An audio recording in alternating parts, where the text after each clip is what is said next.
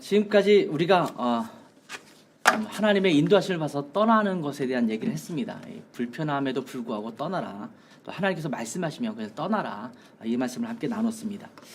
그렇기 때문에 우리에게 필요한 것이 뭐냐면 믿음으로 지금을 살아가는 태도가 필요합니다. 사실은 우리는 현재를 살아가고 있거든요. 현재를 살아가고 있기 때문에 또 지금을 살아가고 있기 때문에 우리는 사명과 비전을 향해서 가고 있지만 그 사명과 비전을 향해서 지금이라는 과정을 우리는 지금 걸어가고 있는 중이거든요. 그렇다면 우리가 살아가고 있는 지금 이 순간도 믿음으로 살아가야 합니다. 그것을 저는 하나님의 계획하심을 바라보는 믿음이라고 봅니다. 우리는 미래를 준비한다고 말하면서 늘 현재에만 관심 가질 때가 많거든요. 말은 미래를 본다고 해요. 그런데 미래보다는 자꾸 지금 현실의 상황에 매이고 그것에 쫓기고 그것에 집착하는 그런 경향이 좀 있습니다. 현재 그리고 지금은 정말 중요한 것입니다. 그렇지만 미래를 보지 않는 현재는 아무런 의미가 없습니다. 소망이 없습니다. 미래를 바라볼 수 있어야 합니다. 그런데 미래를 바라보는 데 있어서 굉장히 중요한 포인트가 하나 있습니다. 그게 뭐냐면 하나님의 계획이라는 것입니다. 그냥 막연하게 내 생각과 내 마음으로 내 머릿속에 있는 계획 이것이 아니라 하나님이 어떤 계획을 갖고 계시는가 이것을 우리가 생각하면서 미래를 바라볼 수 있어야 한다는 겁니다. 하나님이 세우신 계획, 나를 향하신 또 우리 교회 공동체를 향하신 하나님의 계획이 무엇인가를 바라봐야 합니다. 아브라함은 하나님의 부르심에 의해서 떠났고 하나님을 의지하면서 믿음으로 지금 또 현재의 삶을 살아가면서 하나님의 계획하심을 계속해서 바라보는 그러한 믿음의 사람이었습니다. 그래서 히브리서 11장 9절과 10절에 보면 믿음으로 그가 이방의 땅에 있는 것 같이 약속의 땅에 거류하여 동일한 약속을 유업으로 함께 받은 이삭 및 야곱과 더불어 장막에 거하였으니 이는 그가 하나님이 계획하시고 지으실 터가 있는 성을 바랐음이니라 이렇게 말씀하고 있죠. 그는 지금 이방의 땅에 있는 것처럼 약속의 땅에 거류하지만 그가 바라본 것은 계속 하나님이 지으실 그 성을 바라보고 있었다 이렇게 말씀을 하고 있죠. 자, 우리는 이제 뭐 개척을 하든지 미래의 사역을 계획하든지 아니면 이 코로나 시국에 우리가 사역을 어떻게 할 것인지를 고민하면서 우리는 계속 걱정합니다. 근데 왜 걱정하냐면 사실은 하나님을 의지하지 않기 때문에 걱정합니다. 우리가 우리의 힘으로 뭔가를 해야 되는데 이것을 가지고 잘 안 되는 것처럼 보이니까 자꾸 걱정하거든요. 찰스 스펄전이 이렇게 이야기합니다. 나는 대개 하나님에 대해 가장 의심을 많이 하는 사람들은 보통 성경을 읽지 않은 사람들이라고 생각한다. 그것을 깨닫게 됐다. 그것을 알게 됐다. 이렇게 이야기를 했습니다. 걱정만 해요. 그리고 하나님께서 말씀하시는 이 말씀에 대해서는 별로 관심이 없어요. 계속 말씀을 읽고 묵상하고 주님께서 주시는 말씀이 무엇인지를 자꾸 찾기 시작하면 사실은 걱정이 없어져요. 여러분은 어떠신지 모르겠어요. 저는 이런 위기의 순간 또는 어떤 갈림길의 순간 또 뭔가를 선택해야 되는 순간 이때마다 저는 끊임없이 했던 것 중에 하나는 이제 말씀을 묵상하는 거거든요. 매일매일 아침마다 묵상하고 이런 묵상하는 상황 속에서 갖게 된 축복이 뭐냐면 두려움이 없어지는 거예요. 걱정이 없어지는 거예요. 제가 사역하다 보면 교회에 문제나 상황이 발생할 때도 있잖아요. 어떤 때는 정말 누군가 퍼뜨린 루머 때문에 힘들 때도 있었거든요. 그런데 참 주님께서 편안함이 아니라 평안을 주셨는데 그 평안을 주신 이유 중에 하나는 뭐냐면 그때 계속 말씀을 묵상하고 있었기 때문에 주시는 평안함이었어요. 하나님께서 이 말씀을 주시니까 걱정이라기보다는 하나님을 신뢰하게 되더라고요. 걱정만 하고 있는 사람들은 대개의 경우 말씀 묵상을 안 하는 경우가 많습니다. 여러분 혹시 걱정이 많으십니까? 어쩌면 말씀을 제대로 묵상하지 않고 있기 때문일지도 몰라요. 여러분 말씀에 귀를 기울이시고 또 계속 묵상을 하면 참 신기하게도 내 안에 있는 걱정들을 주님께서 걷어가시는 것을 보게 됩니다. 하나님을 주목한다면 그리고 하나님께서 어떻게 인도하시는지 하나님의 말씀을 따라서 그렇게 함께 따라간다면 우리 안에 있는 걱정과 염려에만 매달려 있지는 않을 것입니다. 미국 플로리다 주에 있는 세인트 앤드류 채플을 담임 목사님이신데 스프롤이라는 분이 계세요. 이 스프롤 목사님이 이런 말씀을 하셨어요. 우리가 안전한 것은 우리가 주님을 붙들어서가 아니라 주님이 우리를 붙들고 있기 때문이다. 마치 우리는 주님을 우리가 붙들고 있기 때문에 우리가 안전하다고 생각해요. 근데 여러분, 우리가 이런 예화 알죠? 우리가 하나님 우리가 낭떠러지에 떨어지려고 할 때 우리의 손을 이렇게 붙드는 분이 아니라 이렇게 붙으셨다는 거죠. 우리가 놓더라도 하나님의 손은 계속 붙들고 있으신다. 뭐 이런 예화를 우리가 많이 사용하잖아요. 우리가 안전하고 편안한 이유, 우리가 좌절하지 않고 또 낭망하지 않고 실족하지 않는 이유, 이것은 주님께서 우리를 이미 붙들고 계시기 때문이라고 말씀하고 있는 것입니다. 하나님을 온전히 바라보고 있으면 하나님께서 나를 지금 붙들고 계시는구나, 나를 놓지 않고 있구나, 나를 뭔가 어디로 인도하고 있는구나, 이거를 알게 될 것입니다. 하나님을 경험하는 삶이라는 책을 쓰신 블랙가비 목사님이 있어요. 헨리 블랙가비 목사님이 이런 말씀을 하십니다. 하나님이 당신을 사랑하신다라는 것을 안다면 그분의 명령에 결코 의무를 제기해서는 안 된다. 하나님이 여러분을 사랑하시는 것을 여러분 믿으십니까? 그렇다면 나를 사랑하시는 하나님이 나에게 뭔가를 말씀하실 때는 결코 우리를 잘못되게 하기 위해서 말씀하시는 분이 아니고 또 명령하시는 분이 아닙니다.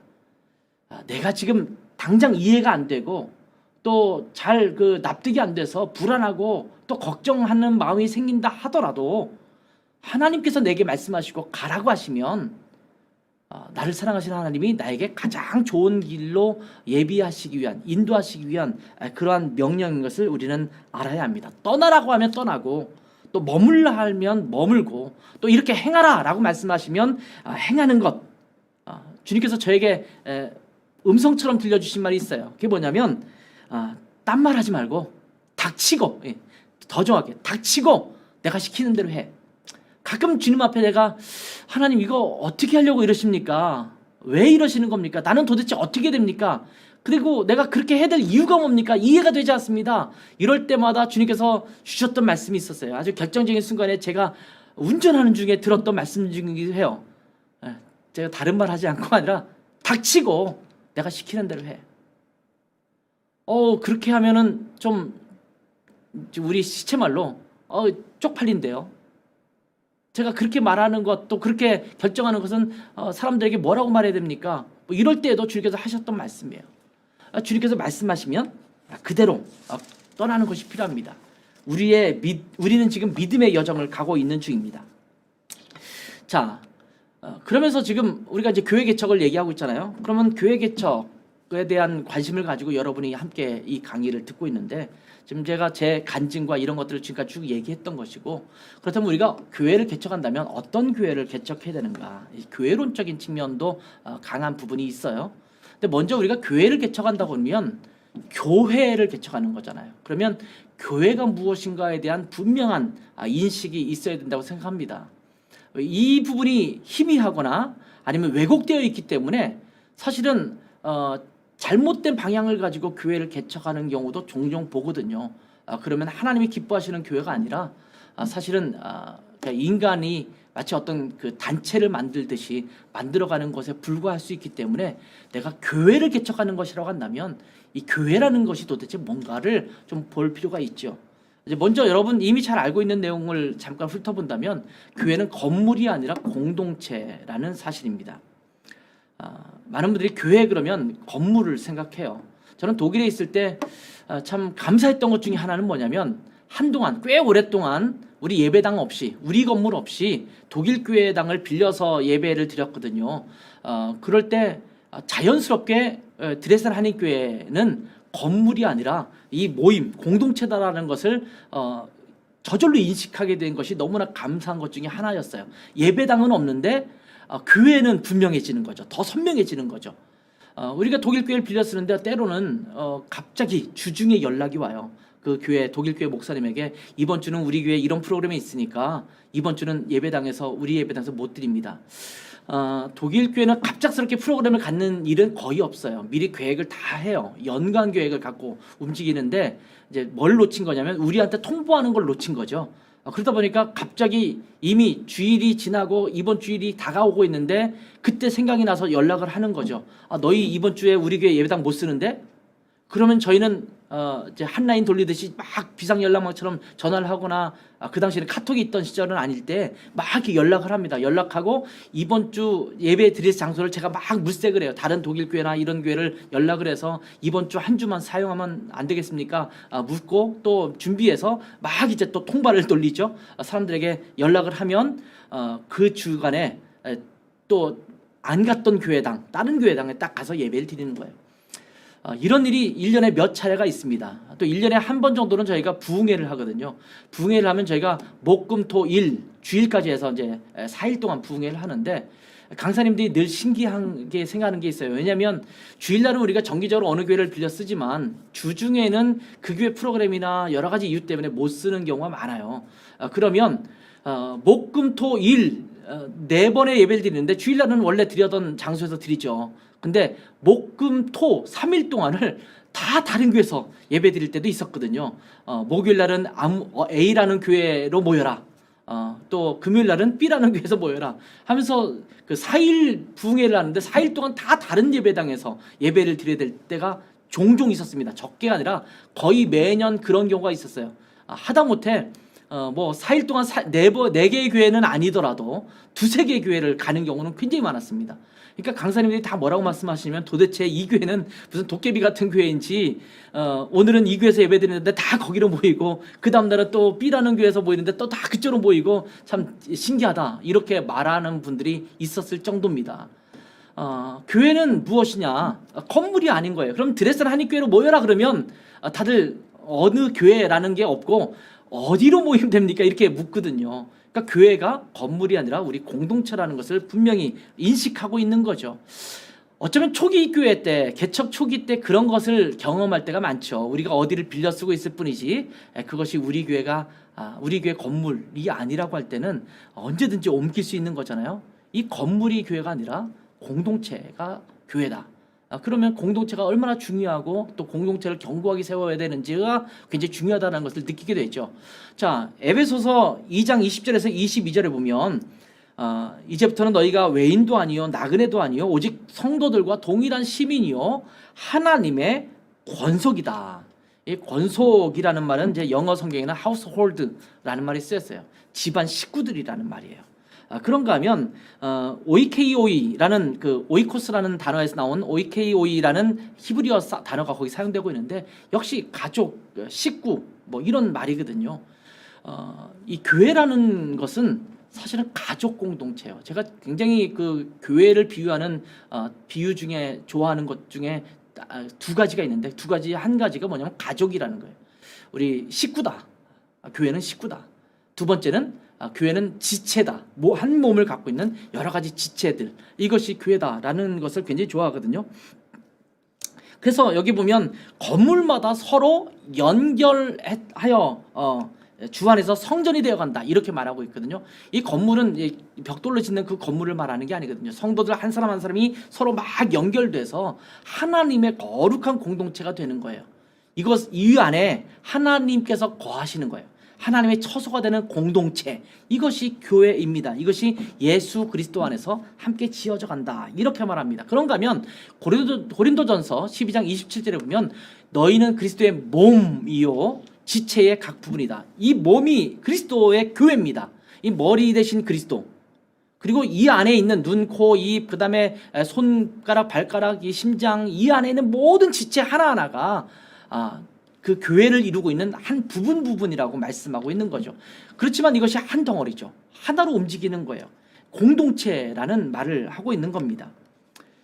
그러면서 또 우리가 가져야 될 중요한 또 생각 중에 하나는 뭐냐면 우리가 바로 교회다라는 거예요. 내가 바로 교회다.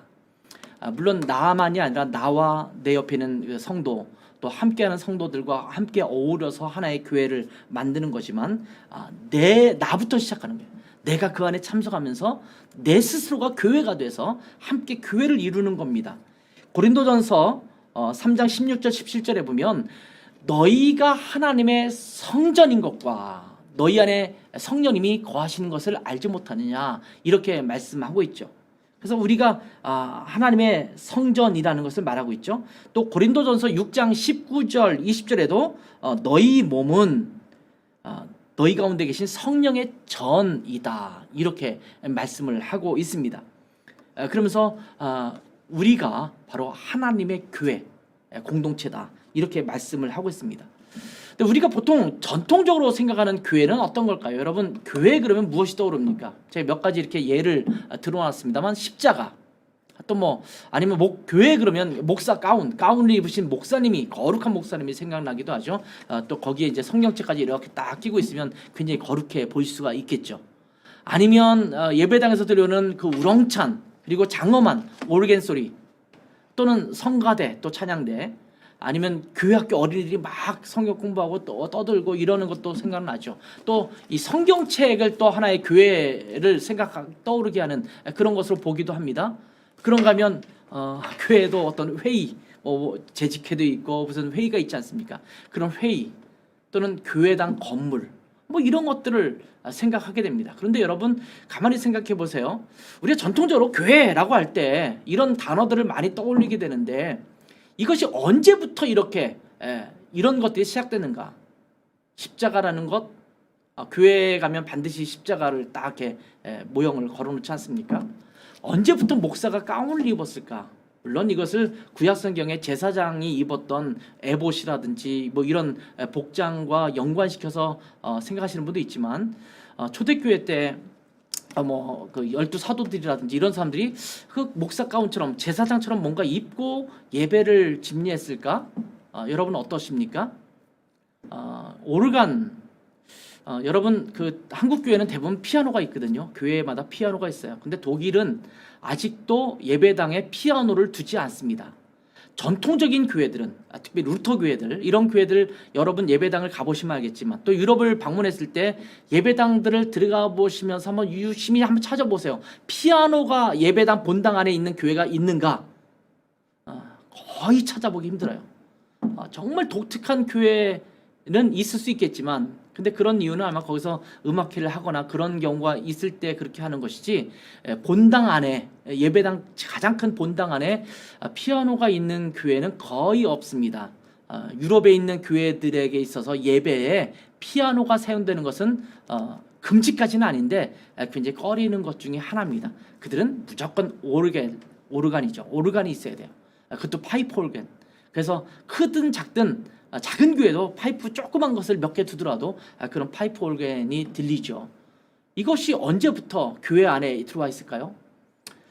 성가대, 뭐 찬양대냐 성가대냐 뭐 이런 말도 많이 있지만, 아무튼 성가대, 찬양대가 예배 때 있어야 되는가? 아무튼 여러 가지 이런 요소들이 언제부터 시작됐는가를 한번 생각해 보세요. 근데 이것이 어떤 말이냐면, 사실은 이것은 본질은 아니라는 거예요. 본질은 아니다.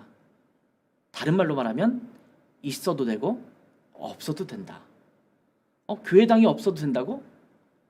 성경책은 있어야겠죠. 당연히 있어야겠지만, 뭐 교회학교, 이름을 썬데이스쿨 또는 교회학교, 처치스쿨이라는 말을 갖고 있는 기관이 있어야 되느냐?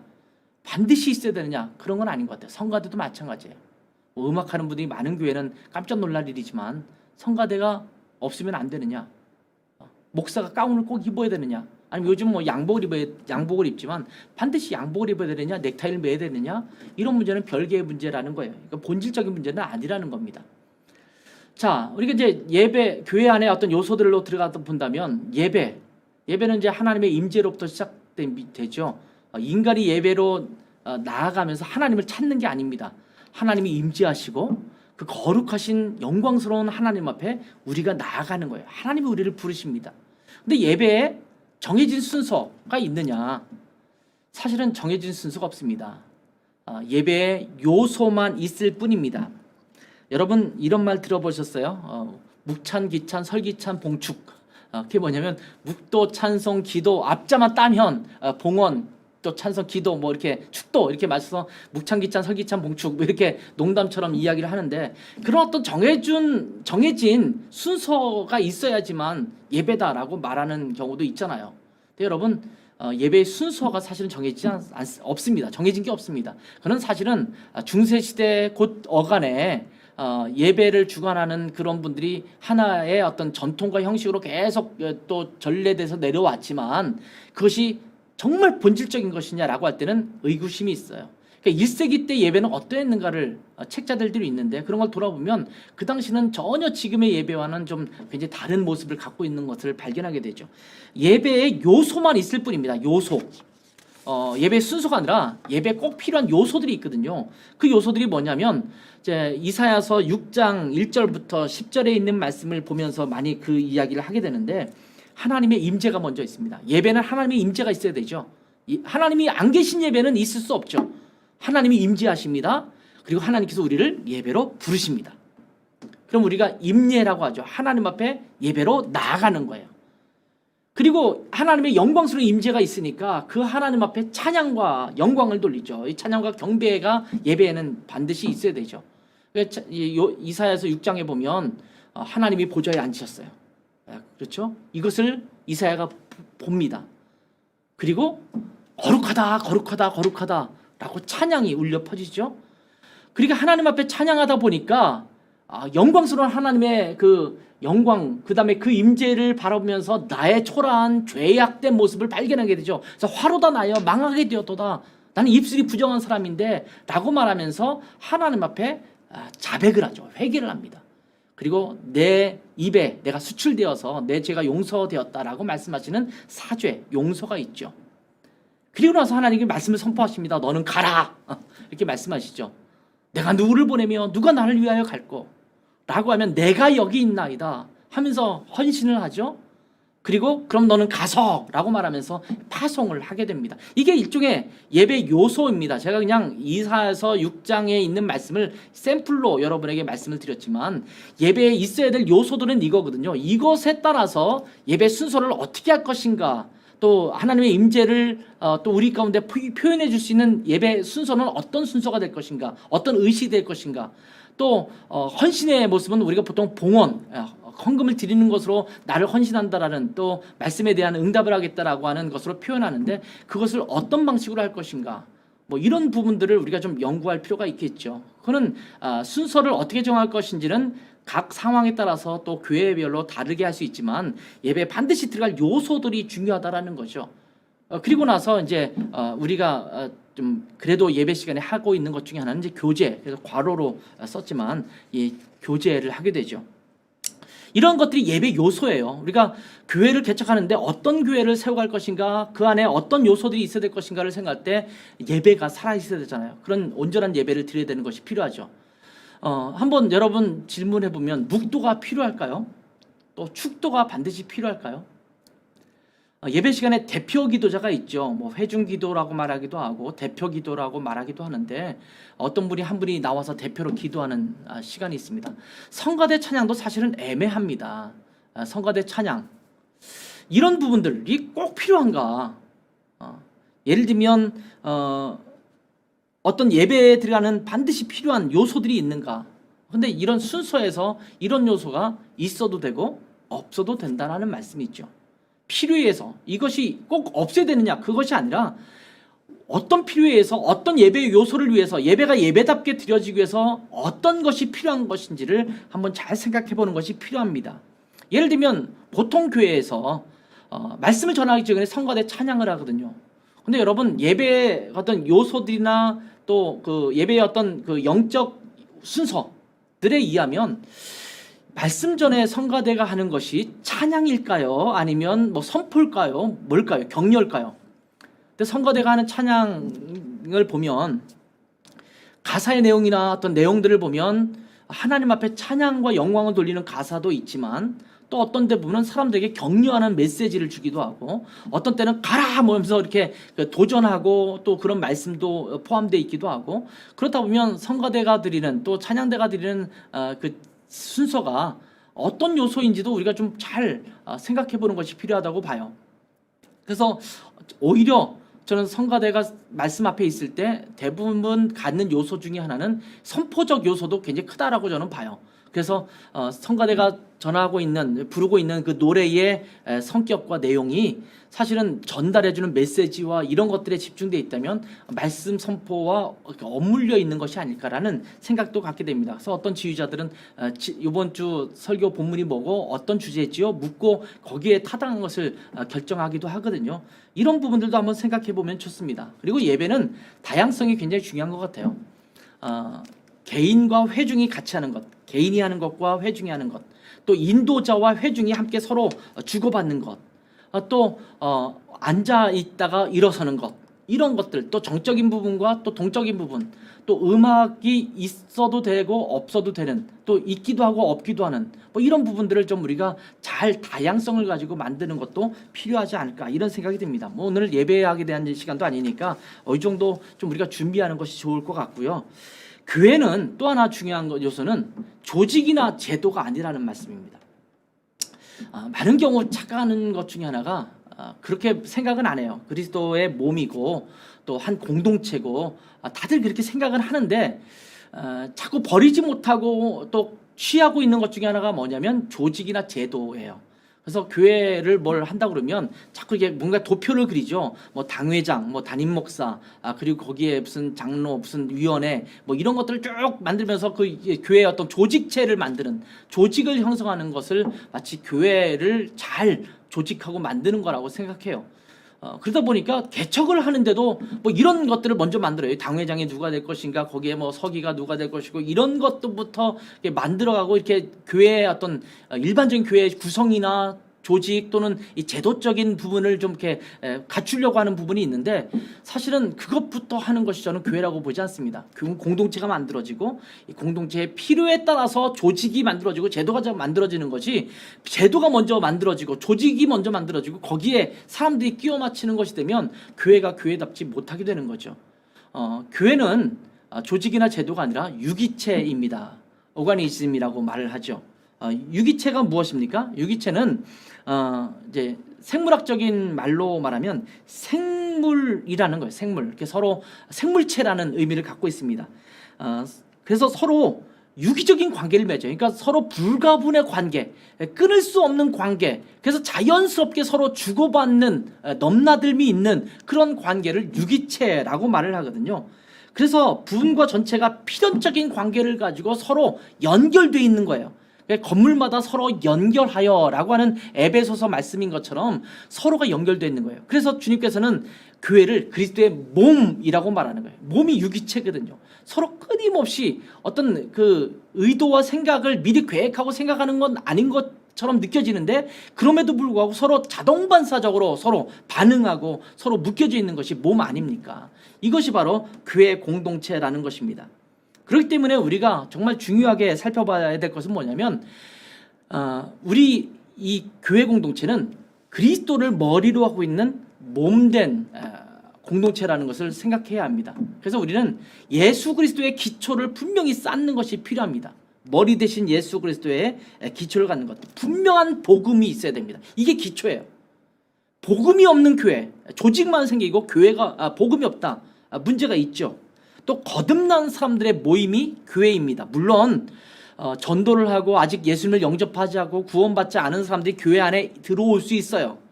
그런데 그들을 아직은 교회라고 말하기는 어렵죠. 교회를 구성하기 위한 예비된 사람들이지 교회는 아직은 아니죠. 그 사람들에게 끊임없이 복음을 전한 전도 대상자예요. 전도해서 예수님이 영접하고 구원받으면 교회를 그 다음에 형성하는 거죠. 그리스도를 머리로 한 몸이 되고 있는 거거든요. 근데 아직 예수님을 영접하지 않았으면 교회라고 말할 수는 없잖아요. 그러니까 처음에 개척할 때는 예수님을 안 믿는 사람도 있을 수 있잖아요. 저희 교회도 마찬가지입니다. 교회 개척에서 지금 우리 교회 예배 드리는 분들이 있지만 그 중에는 아직도 seekers, 그러니까 구도자죠. 예수님을 영접하지는 않았는데 예수님을 믿어보려고 하는 사람들도 있을 수 있죠. 그 사람들도 이제 함께 있어요. 그리고 여러 사람 우리 교회도 있거든요. 근데 있지만 아직 그 사람들은 교회 일원이라고 볼 수는 없죠. 보통 우리가 준회원이라는 명칭으로 써서 이렇게 합니다만 이 기초가 안 되면 안 되기 때문에 끊임없이 강조하는 게 뭘까요? 그 사람들에게는 예수 그리스도를 구세주와 주님으로 믿는 것이 필요한 거예요. 그러니까 계속해서 그들에게는 복음을 전하고 예수님을 영접할 수 있도록 도와주고 또 그들이 예수 그리스도의 기초에 든든히 설 수 있도록 해주는 것, 이것이 교회가 그들에게 제공해 줘야 될 거예요. 근데 이게 무시되면 교회에 사람이 왔기 때문에 그냥 그들을 우리 교회라고 그냥 여겨요. 여기다 보니까 무슨 문제가 있냐면 그들은 예수를 인격적으로 만나지 않고 계속 교회의 일원이 된 것처럼 계속 성장하는데, 그러니까 교회가 커지는데, 그런 분들이 그 교회에 어떤 시간이 지나고 연륜이 쌓여서 교회 집사가 되고 만약 그렇게 되면 교회가 그리스도의 기초 위에 서 있지 못하게 되는 요소가 되는 겁니다. 그래서 그들이 그리스도 안에서 분명한 복음을 가지고 또 예수 그리스도를 영접했을 때 그들에게 멤버십을, 정식 멤버십을 주는 그런 것들이 굉장히 필요하죠. 그래서 그들에게 예수 그리스도가 우리의 구세주됨을 우리가 분명히 알게 하는 것, 이것이 굉장히 중요한 거죠. 그러니까 교회는요, 그리스도가 기초가 되지 않으면 사실은 교회라고 할 수가 없습니다. 그리고 교회 직분의 문제인데, 사실은 여러분 개척을 하면서 가장 고민되는 것 중에 하나일 수도 있어요. 물론 성도들이 아예 없기 때문에 이 맨 땅에 헤딩을 해서 성도가 아예 없으면 뭐 사모님하고 둘이서 예배를 드린다든지 우리 가족만 있으면 뭐 그런 일이 없을 텐데, 개척 멤버가 일종의 생길 수가 있잖아요. 근데 개척 멤버가 있으면 어떤 경우는 내가 잘 아시는 분들이 오기도 하지만 또 어떤 때는 잘 모르는 분이 또 이렇게 같이 교회를 형성하기도 하거든요.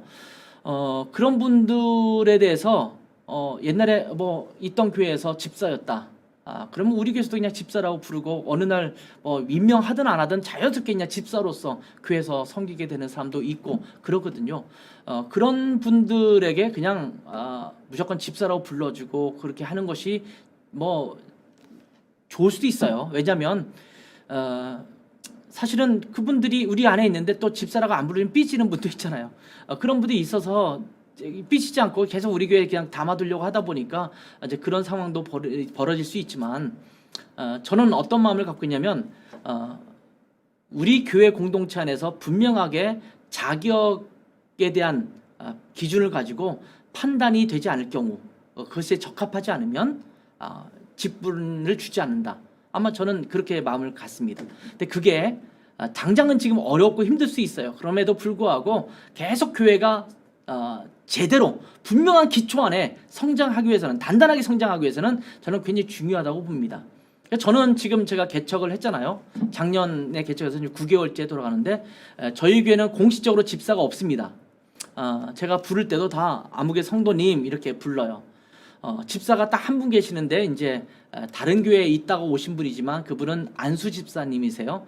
이제 우리가 보통 그 안수 집사님, 장로님, 감리교단은 권사님도 항존직이 아니라고 하는데 1년마다 이제 임명하기도 한다고 하는데, 보통 장로교단이라든지 이런 데서 권사님이 되신 분들은 이제 항존직이죠. 안수 집사, 권사, 장로 이런 분들은 항존직이라고 말해요. 변하지 않는 1년마다 이게 임명하지 않는 그런 항존직이잖아요. 항존직을 갖고 있는 분들에게는 이제 제가 그냥 이름을 그렇게 불러드리죠. 아무개 집사님, 또 아무개 장로님 이렇게 불러드릴 수 있습니다.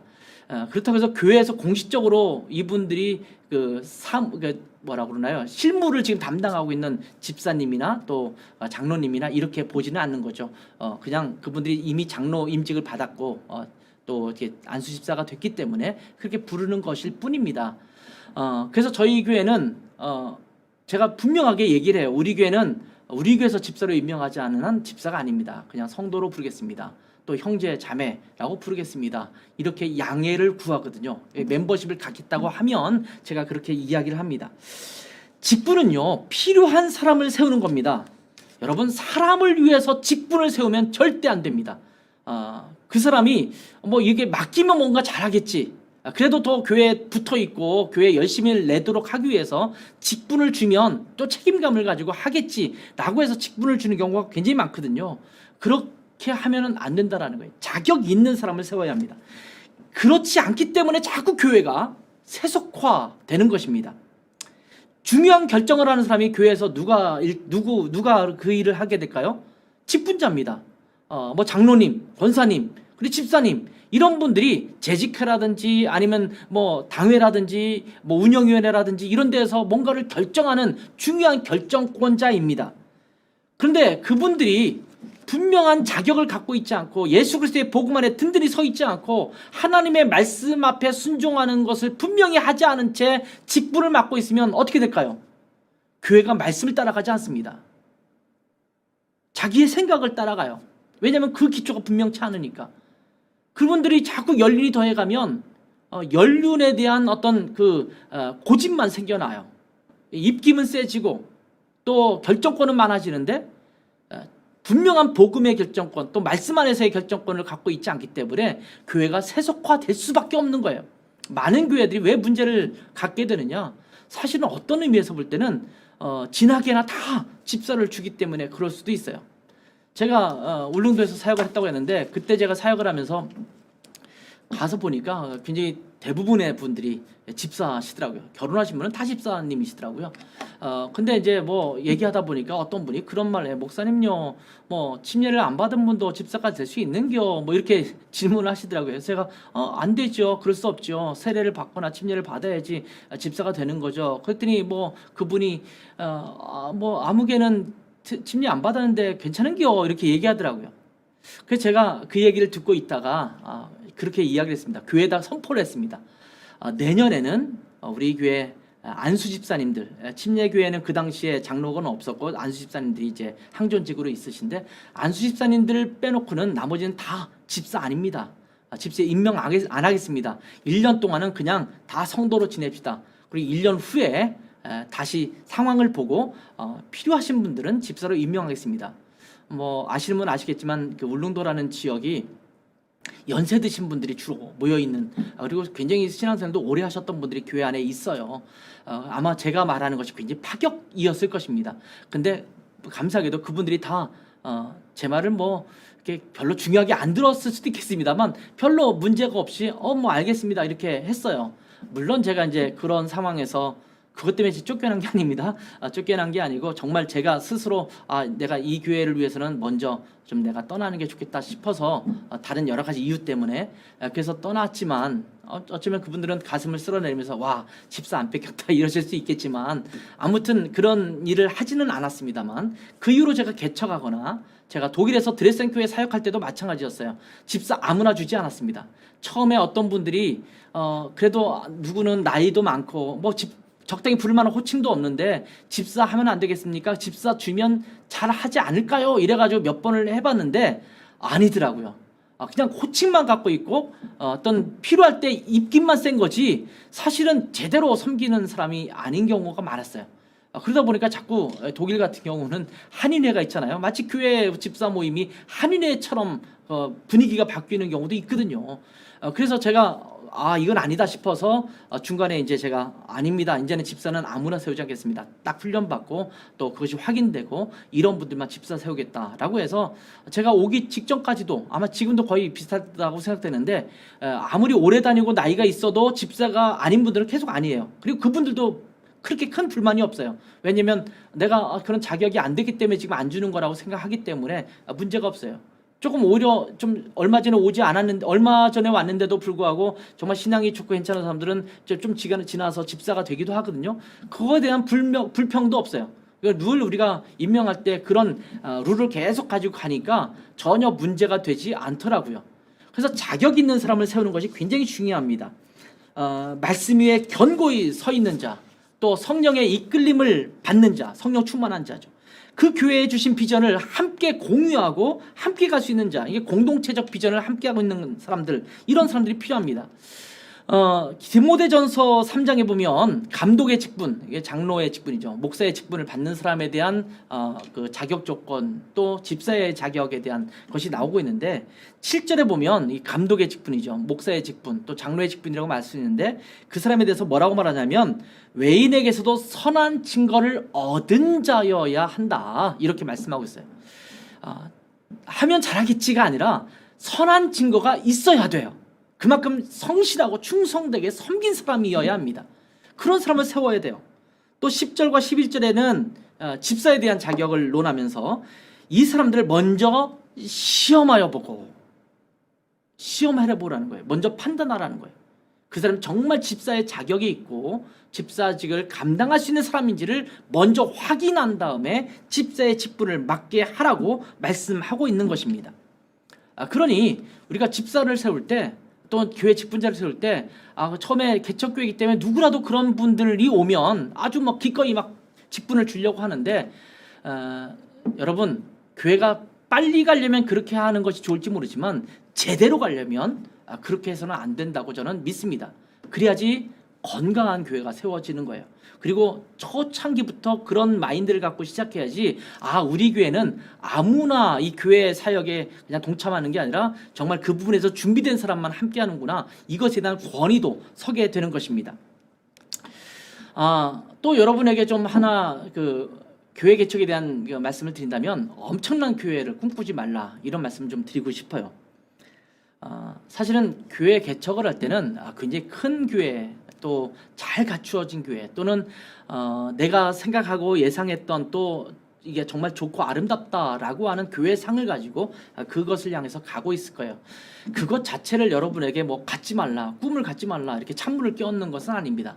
근데 많은 분들이 굉장히 아이디어란 이상적인 교회를 꿈꾸면서 그것을 향해서 갔는데 너무나 엄청난 교회를 꿈꿀 때가 많죠.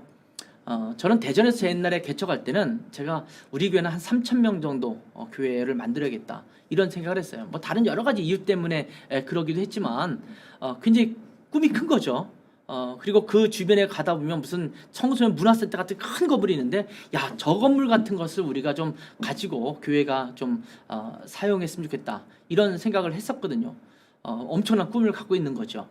저도 뭐 작지 않은 교회에서 사역을 했었고 또 그렇게 사역을 많이 했었기 때문에 자꾸 그런 생각을 갖고 시작을 하는 거예요. 아마 여러분이 다녔던 교회, 또 섬겼던 교회, 이런 것들을 생각하면서 나름대로 내가 이런 교회를 만들어야겠다라고 생각하고 있는데, 여러분 지금 제가 세 가지의 단어를 밑에 쭉 열거를 했는데 우리는 비전을 갖고 있는 비저너리가 돼야 합니다. 그런데 비전이 아닌 몽상, 야망을 갖고 있어서는 안 됩니다. 여기 보면 이 처음에 몽상이라는 말 썼잖아요, 여기에. 그래서 이 몽상 또는 망상이라고 말하는데 delusion이라는 거예요. delusion. 드림이라는 말은 뭐 사람들이 요즘 비전하고도 비슷하게 공유해서 쓰기 때문에 꼭 드림은 뭐 아니라고 할 수도 있지만, delusion 같은 게 뭐냐면 내가 혼자 꿈꾸고 있는 내가 이렇게 미혹당하고 매혹당하듯이 뭔가 혼자 생각하는 것들이에요. 근데 여러분, 몽상이나 망상은 이루어질 수 없는, 또 내 현실은 전혀 그렇지 않은데도 그냥 허황된 꿈을 갖고 있는 것이 몽상이고 망상입니다. 예를 들면 공부하는 고등학생이 나는 서울대학교를 꼭 가서 수석으로 졸업해서 내가 의사가 되겠다, 아니면 법관이 되겠다, 이런 꿈을 꿔요. 열심히 꾸는 거 좋죠. 근데 공부는 진짜 지지리도 안 해요. 맨날 게임이나 하고 잠자고 애들하고 어울려서 놀기나 하고 책은 들여다보지를 않아요. 그러면서 나는 서울대학교에 정말 최고의 학부에 들어가서 내가 공부하겠다, 이렇게 꿈꾸는 것, 이런 거를 몽상이나 망상이라고 말해요. 내가 좀 돈을 많이 벌었으면 좋겠다, 내가 좀 돈을 많이 갖고 있었으면 좋겠다, 그래서 매주 또는 매일 로또 복권을 사는 것은 망상이고 몽상입니다. 나는 하는 것을 현실적으로 하지 않으면서 허황된 꿈을 꾸는 것, 내 자격도 없고 그럴 만한 일도 하지 않으면서 꿈꾸는 것은 몽상이고 망상입니다. 나를 잘 봐야지만 내가 꾸는 꿈이 가능한 건지 안 가능한 건지를 알 수 있거든요. 근데 여러분, 몽상을 가지서는 안 돼요. 그런가 하면 많이 이제 헷갈리는 것 중에 하나가 야망과 비전입니다. 야망은 뭐냐면 보통 우리가 boys be ambitious 이런 말 많이 쓰잖아요. 야망을 가져라, 꿈을 가져라, 이렇게 번역을 하기도 하는데, 이 ambitious라는 단어는 야망이라고 이제 번역을 하죠. 야망이 뭐냐면 내 욕심에 의해서 생겨난 것입니다. 내 욕심에 의해서. 그래서 이 몽상과 망상은 사실은 값어치가 별로 없어요. 허황된 꿈이기 때문에 자기도 추구하지도 못하고 그냥 그것만 꾸다가는 망해요. 그냥 망하는데, 야망은 성공하기도 하잖아요.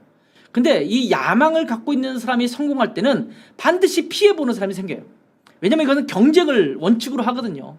끊임없이 경쟁해서 저 사람보다 내가 더 올라가고 높아져야 되는 거예요. 그러니까 옆에 있는 교회 성도들 이렇게 그렇게 좀 다른 교회 가지 말고 우리 교회 무조건 데리고 와야 되고, 뭐 보니까 뭐 교회 개척하라는데도 우리 교회 출신 목사가 개척할 때는 우리 교회 반경 몇 킬로 안에는 개척하지 말아라 뭐 이런다고 해요. 그래서 제가 농담처럼 그런 얘기를 했어요. 그렇게 말하려면 그 몇 킬로 이 밖에 있는 사람들은 성도로 삼지 말아야지. 농담입니다만 왜 그럴까요? 이게 야망이에요. 욕심이에요. 욕심. 여러분 그렇게 한다고 해서 우리 교인이 저쪽으로 가지 않아요. 말이 그렇지 가지가 않아요. 멀리 있다고 해서 내 교인이 또 그쪽 교회로 안 가느냐? 그렇지도 않아요. 그는 우리가 어떻게 할 수가 없어요. 근데 자꾸 욕심이 생기니까 야망으로 자기 교회를 뭐 크게 세우겠다, 이런 것을 세우겠다, 내가 다른 사람에게 무시당하지 않고 내가 인정받고 내가 보란듯이 목회해야겠다, 이런 걸 자꾸 생각하다 보니까 야망으로 물들어요. 여러분 야망으로 물들어서 목회가 되고 교회가 세워지면요, 교회가 세속화되고 욕먹는 거예요. 비난을 받는 거예요. 절대 그런 교회를 꿈꿔서는 안 됩니다. 그럼 우리가 가져야 될 것은 뭐냐면 비전이거든요. 비전. 비전은 하나님이 주신 꿈이에요. 하나님이 우리에게 주시는 함께 공유하는 그 방향성입니다. 추구하는 방향입니다. 하나님이 그림을 그리게 하실 때 하나님이 그리신 그 그림을 바라보는 것, 이것이 비전입니다. 이것은 나에게도 또 당신에게도 우리에게도 함께 공유될 수 있는 것이어야 돼요. 심지어 우리 교회가 아닌 다른 교회 사람들이 볼 때도 함께 공유할 수 있는 것, 박수 쳐줄 수 있는 것, 이것이 비전입니다. 안디옥 교회가 비전을 가졌어요. 바울과 실라를 파송해서 복음을 전하는 자로 삼는 것입니다. 비전을 정할 때 어떻게 했습니까? 기도와 금식하면서 성도들이 함께 마음을 모두어서 갖는 것, 이것이 비전이거든요. 여러분 교회를 개척할 때 그냥 막연한 꿈 꾸지 마세요. 정확하게 나를 볼 수 있어야 돼요. 현실을 파악할 수 있어야 돼요. 자기는 열심히 안 하면서 또 하나님 앞에 온전히 헌신하지 않으면서 뭐 좋은 교회를 꿈꾸는 것 망상이고 몽상입니다. 야망을 가져서도 안 돼요. 내가 너희들이 나를 우습게 알았지, 나 너희들이 보란듯이 성공할 거야, 나 교회 큰 교회 만들 거야, 뭐 영향력 있는 교회, 선한 영향력, 이런 표현을 많이 쓰지만 그것이 위장된 야망일 수 있거든요. 아니요, 그렇게 갖지 마세요. 야망을 가지면 다른 교회를 망하게 만들어요. 나도 망할 뿐만 아니라 서로가 상처받는 거예요. 오히려 비난받는 거예요. 비전을 가져야 돼. 누구도 너가 꿈꾸는 것들 정말 귀한 것 같다, 나도 응원해 줄게, 박수 쳐줄게 라고 할 수 있는 비전으로 무장돼야 합니다. 여러분 개척할 때 굉장히 중요한 것 중에 하나가 이 몽상, 망상이 아니고 야망도 아니고 비전으로 무장하는 것이 굉장히 중요합니다. 내가 그린 비전은 무엇인가를 분명하게 해야 합니다.